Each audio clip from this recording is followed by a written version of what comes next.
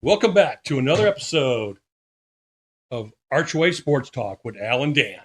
It has been a busy week for my co-host Dan, whose son got married last week. His son Joe married a lovely young lady named Taylor. It was actually a cowboy wedding. It was one of my first ones, and it was definitely interesting.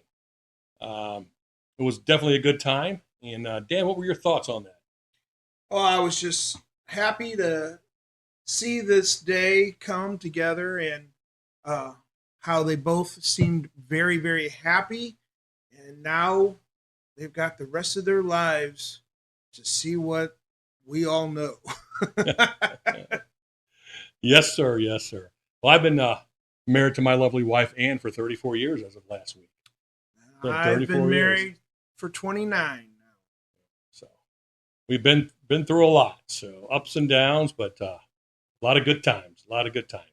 So we're going to move on and get started here. We're going to mix it up tonight, guys, and I think we're going to start off. We're going to start off with the Blues slow start, and a couple of my thoughts on that are chemistry. Blues had a bunch of new players on their team, Suter and a couple other gentlemen. Bukestad came up, and it's just trying to learn each other how they play. I know most of us who played ball or any kind of sports, you play better when you start playing together as a team and working together with the same guy next to you. I played softball for over 30 years, and I played second base. And my friends and I played ball, and same guys for 30 years.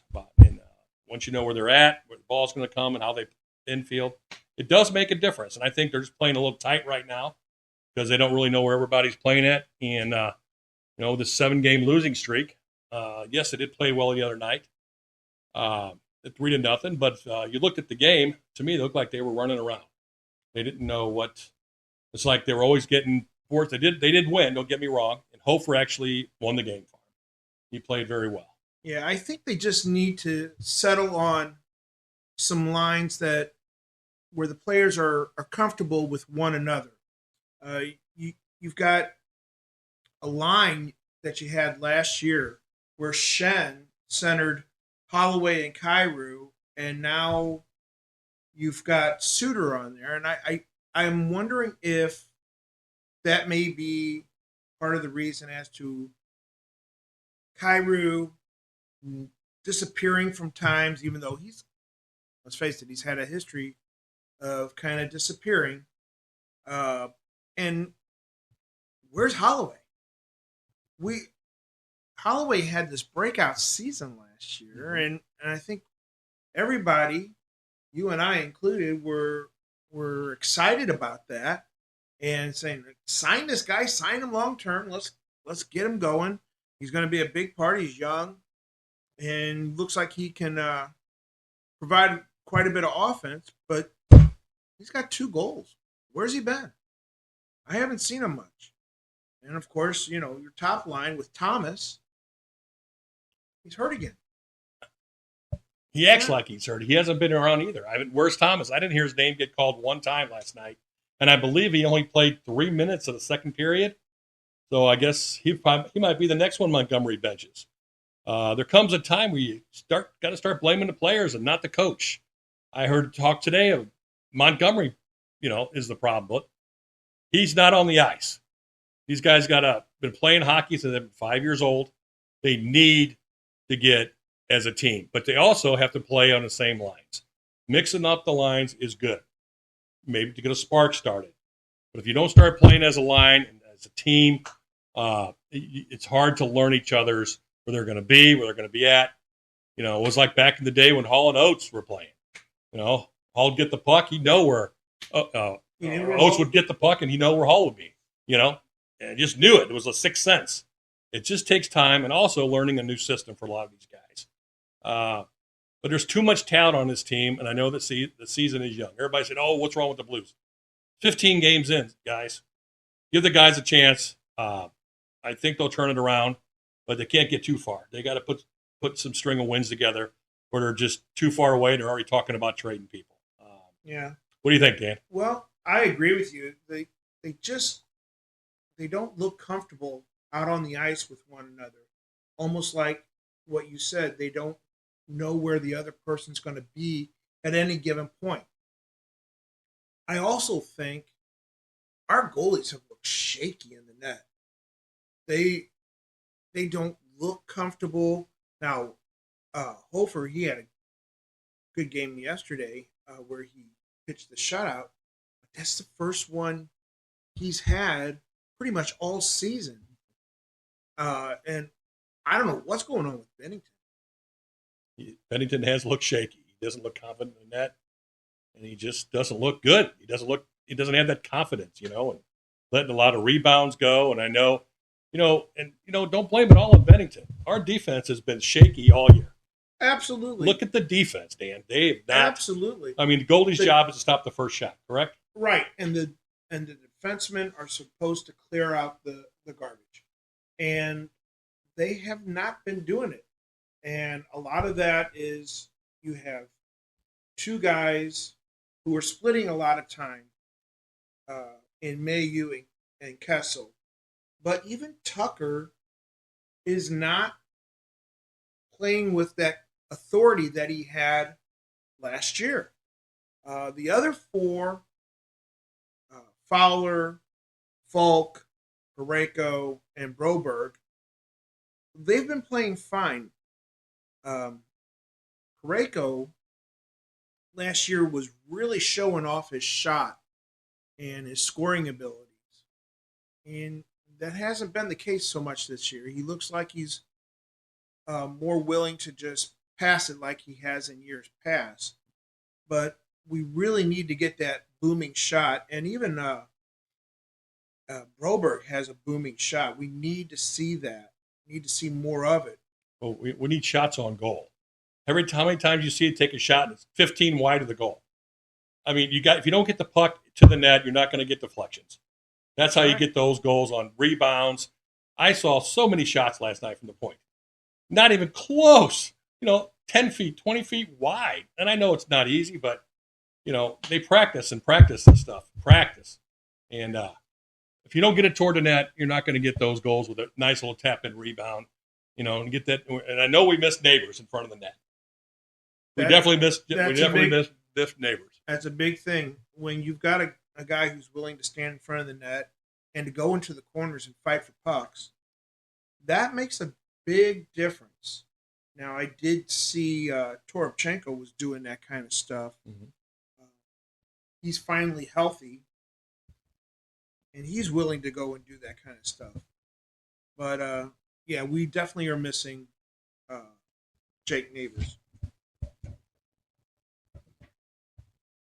There's no doubt you're missing Jake Neighbors. There's also let's see here. We're also going to talk some trade rumors. Oscar Sundqvist and then Butch Davis has been on the trade block since game one. Pretty much, yeah. I know he makes $8 million. I mean, that's a lot of money. Is it though? Because the salary cap went up, so teams got a lot more wiggle room. So is it a lot of money? I know, yeah, it is a lot of money, but in the grand scheme of things, it is the contract more palatable now, where teams can afford to take on a contract like that. I think they can. Problem is he has a full no move. He does? He's got a no trade or no move. No move. Which is different from no trade. And I'm sorry, I don't know the difference between the two, but I think no move involves no up and down minors and no trade without, consent of the player. But that's a problem. And, you and I, we've talked in the past about no trades and no moves. We don't like them. I mean, at the beginning of a contract, if you want to give a full no trade for the first 2 years, but that's got to ease up as that contract plays out. You cannot be no trade for 5 years or something like for a long time. Yeah, for the whole duration of the contract, like you see in some Thomas has a full no trade, and so does Kyrou for 8 years. There's no trade. That's wrong, because as these players start to age, the production doesn't meet the value of the contract. So you got to be able to move on from them. Right. Speaking of Kyrou, what'd you think about him being benched yesterday? I heard he wasn't happy. He was kind of down, but I think is Montgomery sending him a message or showing the team a message that everybody's accountable? I think it's a message to the whole team that, look, this is a prolific 40-goal scorer, and if I'm going to sit him down, any of yous can be sat down. So I think it's good. Hopefully it does light a fire in him that he does not want that to happen again. And hopefully it sets a fire in a lot of these other players. Hey, I don't want that happening to me, so I better get on the program. Mm-hmm. Another trade rumor is Oscar Sundqvist. I heard it today again. I like Oscar Sundqvist. They put him out there in big games, center ice to win faceoffs in the opposing side or their own side, and he's one of those players where he's not great, but he hustles, he plays hard every game, and he helps your team. He reminds me of Brendan Donovan of the Cardinals. There's talk about trading him, but to get if you trade Brendan Donovan, you can get some possibly good prospects. But to stick with the Blues, Oscar Sundqvist, I believe, needs to stay unless they get somebody special. But you got to have players like that guy. That'd be a tough one to lose. I mean, the guy just came back, and yes, he's been hurt a couple times. And then Bennington was on a trade block too. Yeah, I like Sundqvist, but let's face it, Sundqvist is not the player he used to be because of all the knee surgeries and injuries that he's had. And this is the last year of his contract. So you might want to look into trading him because he doesn't play that key role that he once did. Bukestad has kind of taken over that, and he's playing really well.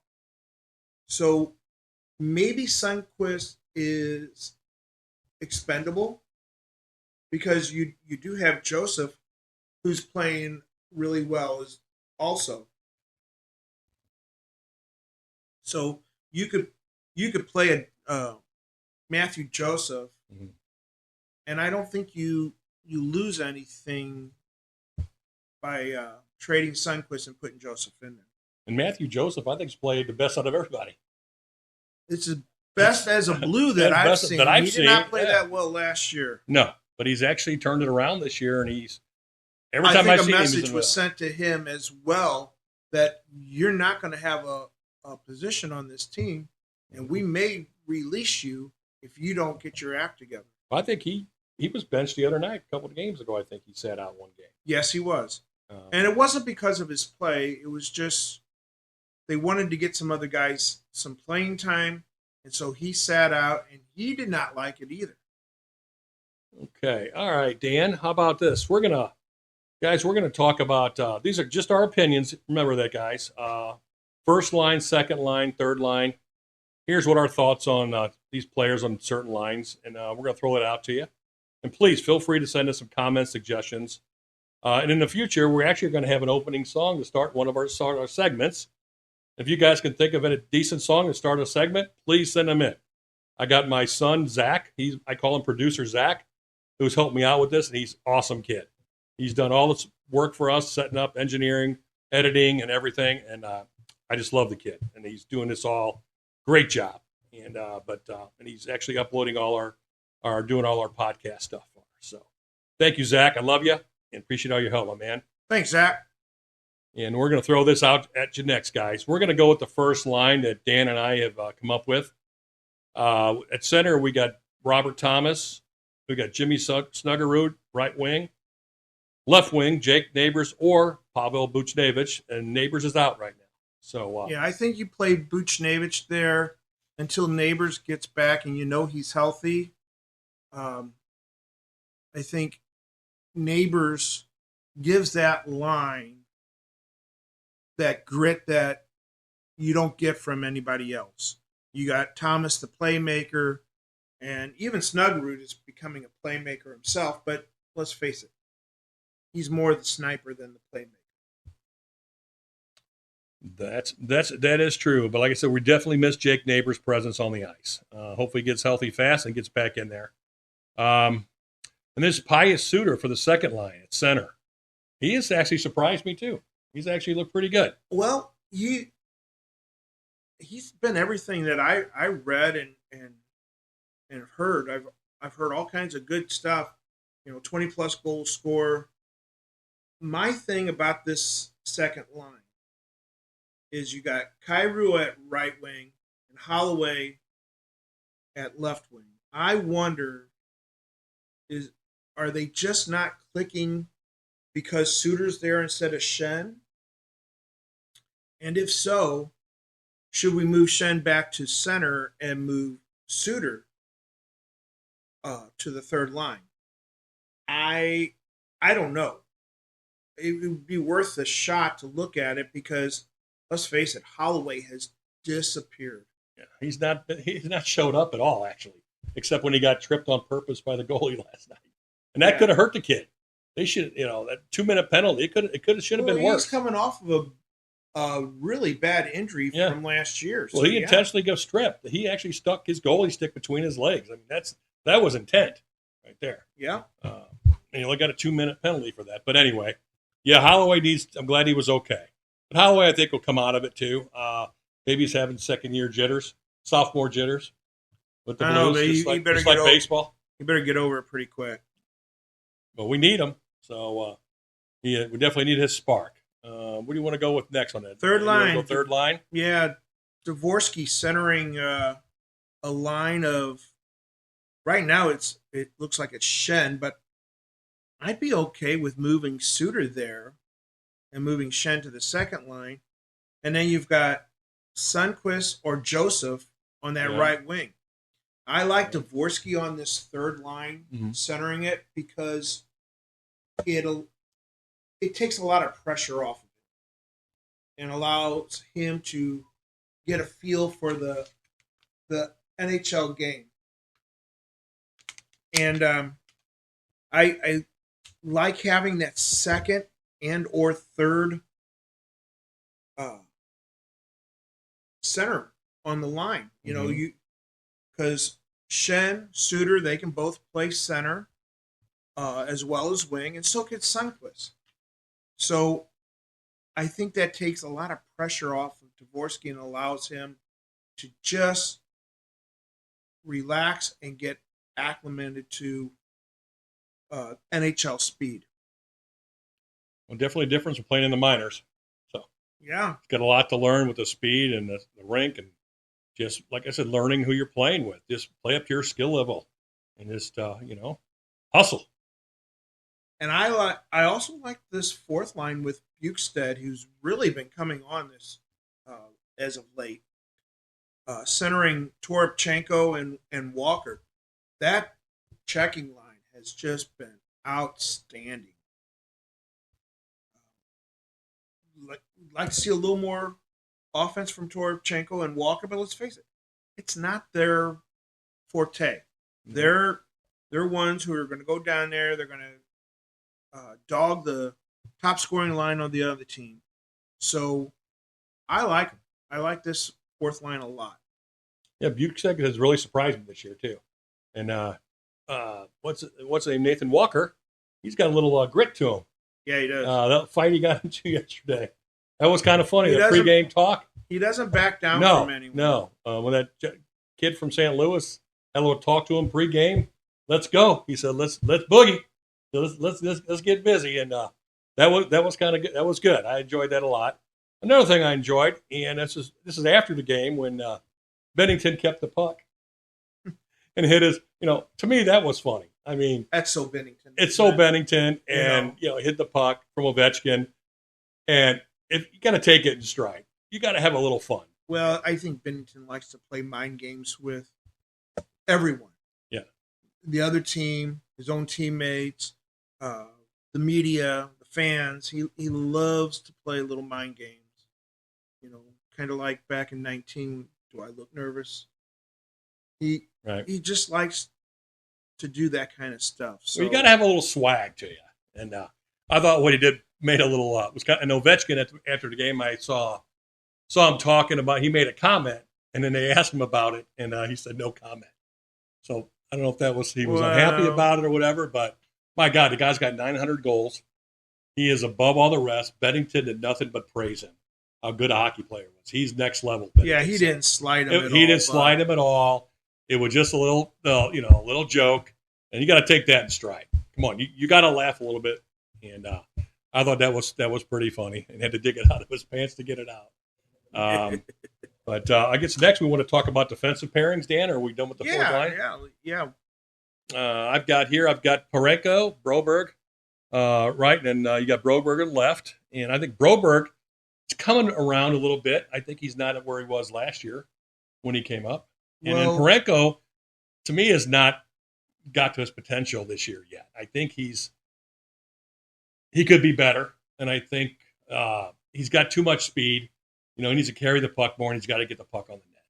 He just, he doesn't look slow, but he's just, to me, he's not. Him and Broberg are not there yet as a Well, pair. they haven't played that much with each other, and I agree. Broberg looks a little hesitant, and he just needs to do what he did last year. And Parayko, everybody remembers Parayko was really shooting the puck a lot more, and with that big shot, he needs to be putting that shot on the net. And he just doesn't seem like he's comfortable doing it. I don't know if Broberg and Parayko haven't played that much with each other. Maybe it's just they're trying to work some things out and getting comfortable. Like I said, you just need, but they got to keep the same line. Like Montgomery has made some switch ups, and we talked about it earlier. I'm not going to keep repeating it, but you got to get a cohesiveness together. You got to have chemistry, and I think the more they play together in the same lines, they will get better. I just hope they don't get too far behind in standings right now. Well, I wonder, if you remember when Fowler came to the Blues last year, they put Fowler on a line with Parayko, and those two gelled automatically. And Broberg played with Falk, and I just wonder if, maybe they should go back to that. I don't know. It's hard to say. The whole team is just missing something, and I think they haven't hit their stride. Let's face it. Like I said, 15 games in, 16 games in, whatever it is, it's going to take a little time. Next, we got Fowler and Falk. My opinion on Falk doesn't look the same as he did last year. I don't know if he's hurt or what. Falk's scoring more now and putting more pucks on net than he has in the last couple of seasons. I don't know. Maybe I'm not seeing it, but every time I see him, he's getting beat. But he's definitely good. He definitely got a good shot. I need to get, like I said, you say he's getting more shots on net. What about Fowler? Fowler, I don't know. It seems like he signed that contract, and he's just not playing with that sense of urgency that he did last year. A lot of that could have been he had played with Anaheim his whole career, and he finally got to a team where he had a chance to go to the playoffs, and it kind of rejuvenated him. And he seemed like he had a lot more energy and urgency to his game. Well, we got Tucker and Kessel next. Well, you got Kessel / Mayu. Yeah. They just keep switching those two in and out, so there's no cohesion there. None. Tucker, he does not look the same as he did last year. If you remember, he had a pretty severe knee injury that he sustained in the playoffs. And I wonder if he's just a little hesitant also. And now you got rid of his line mate, which was Letty and Gary Suter. So he's playing with these two young guys, Kessel and Mayu. And he's a young guy himself. And I don't know if that's a good thing or not. Well, Kessel is a big guy. He's 6'3", 212 pounds. He's a presence out there. So is Mayu. And Mayu's a big guy too. I got Mayu down here as 6'3", 212. Same thing. I heard Al McInnes say, and a couple other defensemen, NHL defenseman, young NHL defenseman, really doesn't show his value until they've played about 200 games. And Kessel and Mayu don't have 200 games combined. You could throw Tucker in there too, and all three of them don't have 200 games under their belt. So I think it's growing pains with those two, but how long can you go through a season with, a defensive pairing like that? Yeah, that's a good thought on that, Dan. Like I said, these are all our opinions and thoughts, and a lot of it we could be totally wrong. We're just two guys putting a show together that we enjoy talking sports, and we agree on most of things. Sometimes Dan and I don't agree on some stuff, but that's what makes it fun. But you usually come around to my way of thinking. Yeah, he thinks that, but I do. Yeah, he comes up with the stats. So we're going to go on to Cardinal baseball shortly, but I've got a special guest sitting next to me, and his name is Nostradamus, and he's going to talk about a minor league deal the Blues have just done. So here you go, Nostradamus. Well, thank you, Al. Earlier this week, the Blues made a trade where they traded minor league defenseman Schoeneman and Corey Schoeneman, and they got an old Blue back, Callie Rosen. Some of you may remember him from years ago. Rosen, not a great defenseman, but he would eat up minutes on that blue line, and he could play the left and right side. So when that deal was made, it made me think, is this something that the Blues are going to try and do where they send Mayu and or Kessel down and let them get some playing time down in the minors and get comfortable, and then move Rosen up to that third pairing? Or is this just something they did for depth? I'm thinking it's the first. I think Kessel and Mayu may be getting sent down here shortly for playing time, and they'll bring Rosen up, and they can always find a seventh defenseman somewhere. So that is my thoughts on the deal the Blues made earlier this week.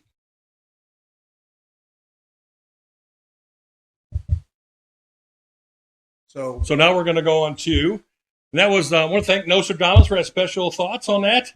And we're going to talk about going on to Cardinal baseball. Yeah, I'm back, Al. Thank you, Nostradamus. Dan, welcome back. Took a little short break there, and good to see you back, buddy. Well, it's good to be back. All right, and we're gonna talk a little Cardinal baseball now. And Dan, what are your thoughts? What we got going on? There's been a few moves today. There's been came over the wire. Excitement, Cardinal Nation. The Cards are making some moves. They released outfielder Michael Ciani. Yeah. He was picked up by the Atlanta Braves. Dan's excited about that one. He was picked up by the Atlanta Braves. Then they also released left-handed pitcher Anthony Venenzia, who had a cup of coffee with the Cards this year. Let's face it, he wasn't on their radar. And then relief pitcher Roddery Munoz was released as well and picked up by the Cincinnati Reds. Now, all of those moves were done to make room on the 40-man roster because you got some players, and I'm gonna mention them here next. You got some players that you have to protect from Rule 5, so they have to be added to the 40-man. And those players were infielder Brian Torres, who just won a minor league Gold Glove, I believe. Catcher Leonardo Bernal, who's ranked number 4 in the system. Outfielder Joshua Baez, who's ranked number 11 in the Cardinals system. And left-handed pitcher Bryson Motts, who's ranked number 21. Motts might be somebody to look at here in a few years. They were added to the 40-man roster. So those were the moves that the Cardinals made. I'm sure there's going to be more. In fact, we all know that the Cardinals are looking to make some trades and, maybe also look at some free agents. I don't see them making major deals. They're not going to sign somebody who's going to be having a big contract. They're going to grab what everybody in St. Louis Cardinal fandom knows as low-lying fruit. But that's what I think they're going to do, and I'd like to throw out 3 names as of right now for free agents that I think could help the Cardinals next year.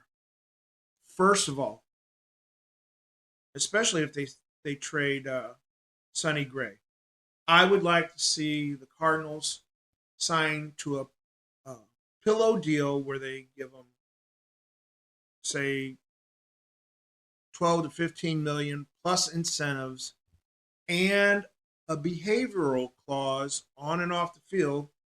That's right, pitcher Trevor Bauer.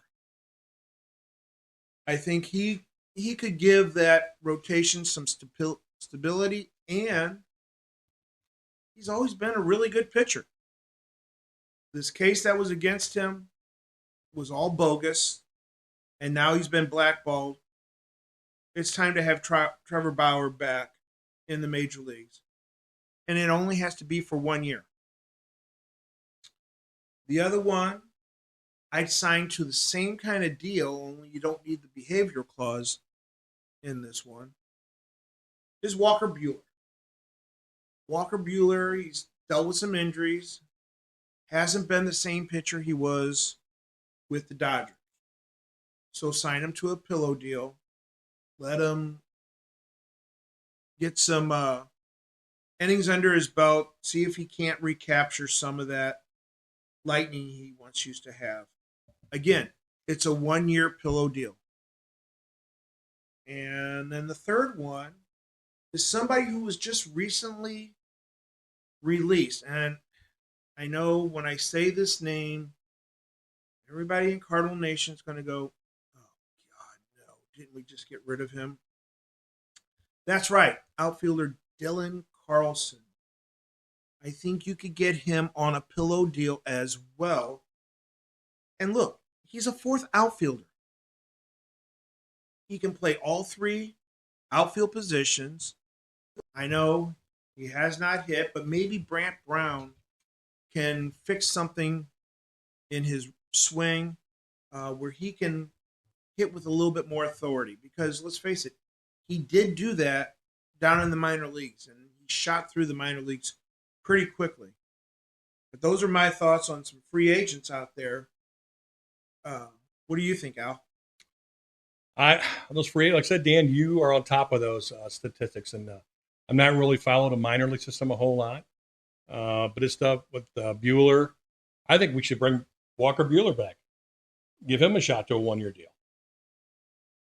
He's out there. Bueller's out there too. Yeah, I mentioned him. I think like Bueller you said, and Bauer. And Bauer. I mean, give him a shot. Like I said, you have a bunch of incentives that you can put in his contract. If you have Bueller, Bauer, Liberatore, and McGreevy, now maybe all you need is one more pitcher, especially if you can trade Palante. Maybe he comes in a trade with some of these players that you're looking to move. There's your rotation for 26. I don't want to look too far past 26 because you've got a work stoppage coming, right? Work stoppage is coming. And on a fair note here, we're going to end shortly. I don't know if I said this, and I apologize in advance. I want to throw a shout out to the Dodgers for winning the World Series. Absolutely. Congratulations, LA, on buying another World Series. Yeah, Dan said it. He did. And I agree with him. But I'm not taking anything away from the players. They have outstanding lineup. A lot of good ball players. Max Muncy, Ohtani. I mean, come on. Ohtani's just a beast. He's a beast. He's God's gift. I mean, the guy is just unbelievable. That man was touched by the baseball gods, and I don't know that we'll see another one like him in our lifetime. No, I agree with you totally. And it was good to see Tommy Edmonds win a World Series ring with the Dodgers. Yeah, a second one. He was one of my favorites, and it was good to see him win one. And I also, before we end, I want to just say a little shout out to my friends at MetaQuip who helped me put some thoughts together on my podcast. They're big sports fans. One of the managers at my store is a big Mizzou fan. And I told him we'd have to touch a few things on Mizzou football down the line. And Matt, another gentleman named Matt, and he is a big sports fan. He threw out some old school names of baseball and helped me put together some stuff. And I just appreciate your helping me with this podcast. I think down the road, we're going to also talk about St. Louis football Cardinals. I'm old school. I grew up 70s and 80s, and Jim Hart and Otis and Theotis. So we're going to have a segment with that. And my co-host Dan was a big Cardinal fan and had season tickets for many years. And we might even throw a shout out to St. Louis City Soccer at one time. Even though we're both not big soccer fans, but we need a little shout out to them. Hey, I'd like to congratulate Mason Wynn on his first Gold Glove, and to Alec Burleson, my oldest boy Joe's doppelganger, on winning the Silver Slugger at the utility position. So congratulations, guys, on those achievements. I also would like to thank all of our family and friends who have been putting up with us while we try to get this going, and all their help that they have provided us. So thank you, family and friends. Yep. And thanks for your patience with us, and hopefully get better as we go along. And we're just trying to have fun. So we enjoy talking about this. Like I said, this is our thoughts and opinions. And please support us on our website, our webpage on YouTube, and comments and suggestions. And feel free to say, hey, we're going to in the future we are going to maybe throw a theme song behind it, and we open up, and these are our thoughts on some songs, some great stuff out there. So, as the Blues would say at the end of the game after a win, we're going to bring out the Zamboni, and I love that saying. I'm going to have to get a shirt that says that, Dan. That's my favorite saying. Bring out the Zamboni. Once again, guys, thanks for listening to Gateway Sports Talk. We appreciate your time, and have a wonderful night. Thank you so much. Thanks.